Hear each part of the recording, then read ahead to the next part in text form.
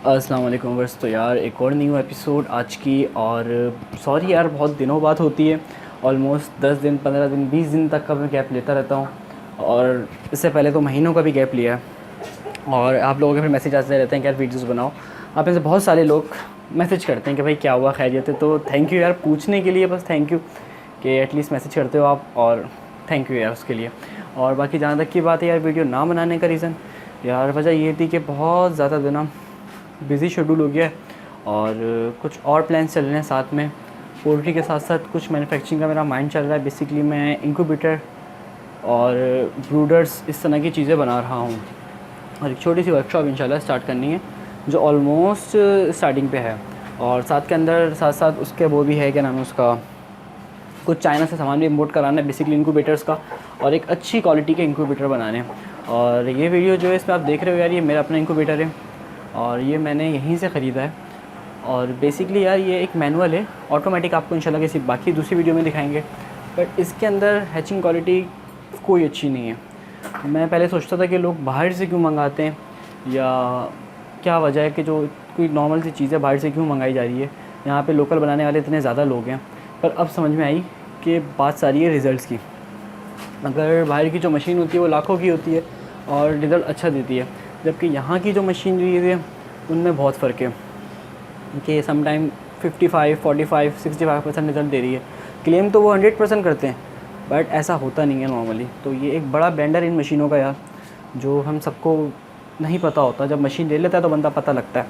तो मैं अपनी मशीन पर अच्छा खासा टाइम लगा चुका हूँ। और बेसिकली मैंने इसको ह्यूमिडिफायर ऐड करा, एक्स्ट्रा ऑक्सीजन के लिए सेटिंग करी, टेम्परेचर मीटिंग में बल्क आ रहा था, 2 इसमें मीटर लगाए, डिफरेंट किस्म की वायरिंग कर दी है बिल्कुल। इसको यूपीएस पे भी ऑपरेट कर सकता हूँ। हर वक्त मुझे जनरेटर चलाना नहीं पड़ता अगर इनके लाइट चले जाए, क्योंकि जिस एरिया में हमें कराची के, तो यहाँ पे 2-2.5 घंटे लाइट जाती है। और ये बड़ा मसला है यार लाइट का इस वक्त कराची के अंदर। खैर बहुत टाइम पीरियड से ही मसला भी, अल्लाह ने चाहा तो क्या पता ये भी हल हो ही जाए। तो ये एक बात हो गई यार। और अब देख लो अभी इसमें से हॉस्टल ऑफ के बच्चे निकल रहे हैं और ये सारे बुक हैं। और अल्हम्दुलिल्लाह काफ़ी टाइम पीरियड से बुकिंग, 1-1.5 महीने की बुकिंग है मेरे पास। ये 1000 का ऑर्डर है जो मैंने कंप्लीट करना है। पहले के जो ऑर्डर्स थे 2 मैंने कंप्लीट कर चुका हूँ। 1000 के इनसे थोड़े छोटे थे बट अच्छे खासे थे, वो होगा मार्केट। और अभी नए हैं। और अगर इनके रेट्स की बात करें तो यार आपको 150 रुपये का पड़ेगा एक दिन का चूज़ा, और 300 रुपये का पड़ेगा आपको 3 हफ्तों का चूज़ा। इसके अलावा बीच में कोई ऐसा नहीं है कि आपको मैं बीच के एज के कोई चूज़े नहीं मिलेंगे। और ये इसलिए 150 से 300 का कि ऐसे बातें चूज़ा मरता है, वैक्सीनेशन होती हैं, चूज़ा मरने के बाद अच्छी खासी डेथ रेशो आता है। तो वो सारी चीज़ों का ख्याल रखना पड़ता है। चूज़े की अच्छी तरीके से ब्रूडिंग करनी पड़ती है कि बाद में जो हो वो अच्छा रिज़ल्ट मिल सके। अब एक बंदे से मैंने मुर्गियाँ लेने का सोच रहा था, तो उसने मुझे कहा कि 7 मंथ्स के बर्ड हैं बेसिकली उसके पास। और उसने कहा कि ये सारे एग लेइंग पर हैं, यानी एग लेइंग पे ऑलमोस्ट आने वाले हैं और कुछ दे रहे हैं। फिर उसके 1 हफ़्ते बाद उसने मुझे बोला कि यार ये कंप्लीट एग लेइंग पर है, ये अच्छी प्रोडक्शन आ रही है। तो मैंने सोचा कि एक दिन रुक के इसके बाद देखा जाए तो क्या मसला है। तो कोई एग प्रोडक्शन नहीं थी, जबकि 7-8 महीने का बर्ड, जो बर्ड 4.5-5 महीने में एग देना शुरू हो जाता है, और वो 7-8 महीने में भी एग नहीं दे रहा। और उनकी एज 7-8 महीने होगी क्योंकि उनके पाँवों के कांटे बता रहे थे कि वो इतने बड़े बड़े हैं, मुर्गा और मुर्गियाँ दोनों। और वो मैच्योर अभी तक नहीं होती अंडे देने के लिए। रीज़न ये होता है कि अच्छी तरीके से टेक केयर नहीं की जाती शुरू के दिनों में, इससे बाद के अंदर इश्यूज़ आते हैं। तो बंदा पाल रहा है तो 2.5-3 महीने से वो यही वेट कर रहा होगा कि अब अंडे आएंगे, अब अंडे आएंगे, पर ऐसा हो नहीं रहा। मुश्किल से 2-4 मुर्गियाँ दे रही हैं 200-300 मुर्गियों में से, 200 मुर्गियों में से एटलीस्ट। तो ये बड़ा मसला है। तो इस वजह से भाई रेट ये 300 रुपये हो जाएंगे इसका। 300 रेट बहुत मुनासिब है। अच्छे खासे लोग एक दिन का चूज़ा 350-250 रुपये का बेच रहे हैं, मैं तो फिर 3 हफ्तों का बेच रहा हूँ। तो खैर वो बात अलग है। और जहाँ तक की बात की जाए तो यार ये आपके सामने उठा ही रहा हूँ। और इसको कलेक्ट करने के बाद इंशाल्लाह ऊपर ब्रूडर में लगा देंगे।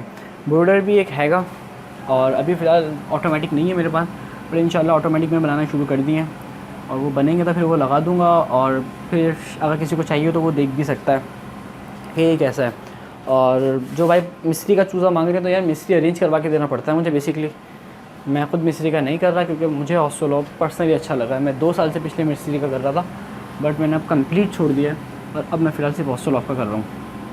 तो बहुत जल्द आपको यार हमारे चैनल पे इंक्यूबेटर्स मिलने वाले हैं और डिफरेंट चीज़ें मिलने वाली हैं। इंक्यूबेटर्स मिलेंगे, उसके पार्ट्स भी अवेल हो सकते हैं।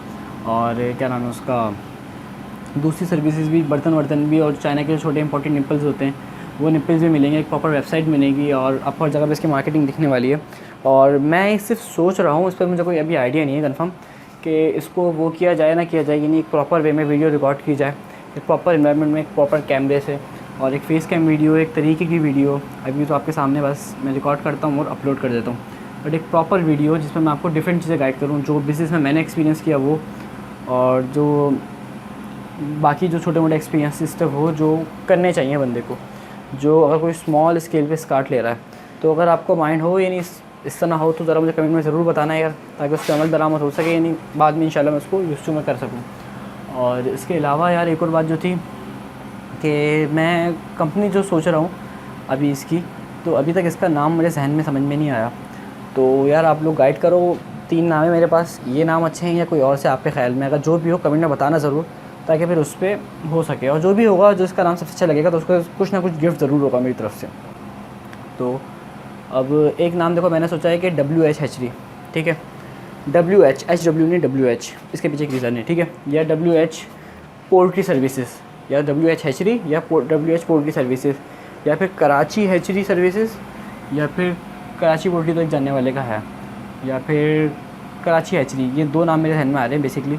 या वलीद पोल्ट्री सर्विसेज तो नहीं कर सकता क्योंकि एक बंदा इस पर काम कर रहा है, बड़े लेवल पे कर रहा है। तो 2-3 नाम हैं बेसिकली मेरे माइंड में। अगर आप में से किसी को अच्छे लगते हैं तो बताएं कमेंट में, या फिर अपनी तरफ से ज़रूर बताएं कि बेसिकली मैं कराची का हूँ, तो मुझे कराची टारगेट थोड़ा ज़्यादा करना है, ताकि कराची की मार्केट को ज़्यादा अच्छी तरीके से कैप्चर कर सकूँ। फिर इंशाल्लाह आगे की सिटीज़ को, जैसे कि अब इंशाल्लाह 6 महीने बाद मूड है कि लाहौर को और दूसरी सिटीज़ को भी टारगेट करेंगे आहिस्ता आहिस्ता। अभी भी कराची लाहौर वगैरह में की तरफ मेरा कार्गो है रेडी, बट वहाँ पे इंशाल्लाह एक प्रॉपर ऑफिस होगा और एक प्रॉपर तरीके के अंदर लाहौर से भी एक मैन्युफैक्चरिंग होगी, कि नहीं कार्गो करने की ज़रूरत नहीं पड़ेगी मुझे। तो ये सारी चीज़ें होने वाली हैं। तो कोई यूनिवर्सल सा नाम बताओ, कराची HC तरह स्पेसिफिक हो जाता है, बस ये मसला आ रहा है मेरा, वरना नाम तो बहुत अच्छा है। तो बस यार मिलते हैं अभी नेक्स्ट वीडियो में, तब तक के लिए अस्सलाम वालेकुम।